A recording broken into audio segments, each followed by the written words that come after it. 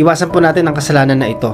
Kasi pwedeng pumatay po ito ng ating character, even our soul ay mapahamak kahit Christian ka. Kasi in-address ni Jesus to, pero inaalis ng kaaway sa panahon natin. Yung salitang lust, may form po yan, hindi lang iisa. Merong puwersa ng kaaway at puwersa ng Diyos. Pinagtagumpayan po ng Panginoong Kristo ito. Una, lust of the eye. Sabi ng Job, I made a covenant with my eyes not to look lustfully. Ang pagnanasa ay nagsisimula sa paulit-ulit. Hindi kasalanan ng makakita.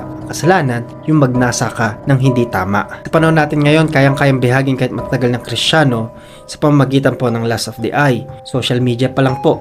Scroll ka na mag-scroll. Tingnan mo ng tingnan yung mga malalaswang photo and video. Pinaka-worst, kahit may anak at asawa ka na, pupunta ka pa sa mga links at alam mong mali yun, pero nahook ka na ng lust of the eye. Kailangan nating i-cut. Simple lang po ang gawin natin. I-unfollow natin lahat ng mga contents na hindi nakakatulong at nakakapagbigay sa atin ng pagkakasala. Like Job, made a covenant. Kasi kung walang covenant ng ating mata, madali po tayong pasukan ng lust. Madaling bihagin po ang puso pagdating dito. Be honest doon sa mga Kristiyanong may ministry na. Hook na hook tayo dito. Gagamitin tayo ng linggo, pero buong week tayo po ay nandito sa kasalanan na ito. Mental lust or lust of the mind. Punong-puno ka ng imaginations. We take captive every thought to make it obedient to Christ. Kung ang isipan ay walang salita ng Diyos, kayang-kaya at madaling punuin po ng maling mga kaisipan at imahinasyon. Hindi natin namamalaya na tayo pala ay inaalipin na ng kasalanang iyan at wini-weaponize po yan ng kaaway sa panahon natin ngayon.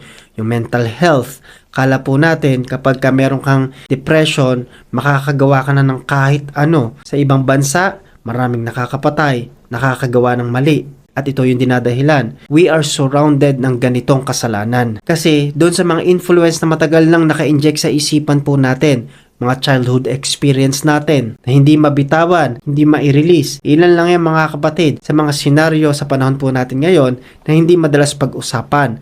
Oo, napag-uusapan yung pagnanakaw, pero hindi na pag-uusapan yung mental health. Kaya hindi ka makawala sa gapos ng kaaway dahil paulit-ulit mong iniisip yung mga bagay na nagpapahirap sa'yo. At ang paulit-ulit na pag-iisip ay nagiging paulit-ulit na pagnanasa. Emotional lust or lust of the heart.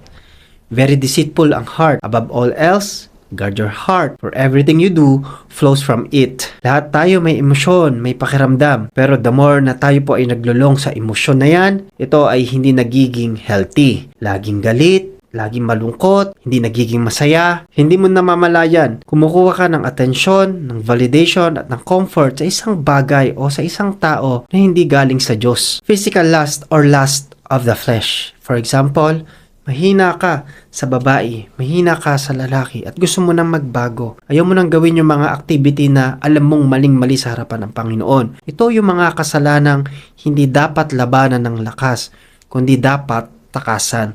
Flee from sexual immorality. Dahil tukso yan. Hindi sinabi ng Bible na labanan natin. Sabi ng Bible, takasan natin, iwasan natin, layuan natin. Dahil may tukso na hindi kailangang may patunayan.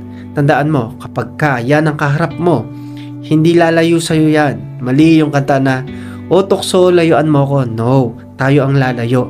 Kasi the more na hinaharap natin ng tukso at the more na mahina tayo sa kahit anong tukso na yan, yan ang gagapos sa atin at magbibigay ng daan para tayo ay magkasala. Habang tayo ay nasa last days, yes, kilala tayo na Kristiyano tayo. Uma-attend tayo ng church, nakikita yung maayos na panlabas po natin, pero kailangan malinis ang puso at isipan natin. Blessed are the pure heart, for they shall see God. Doon sa mga nagchat-chat po about po sa kasalanan na ito, para sa inyo, at I pray na kumilos ang banal na Espiritu po sa inyo. At kung napadaan to sa FYP mo, share mo ito at patuloy na makilala ang Panginoon.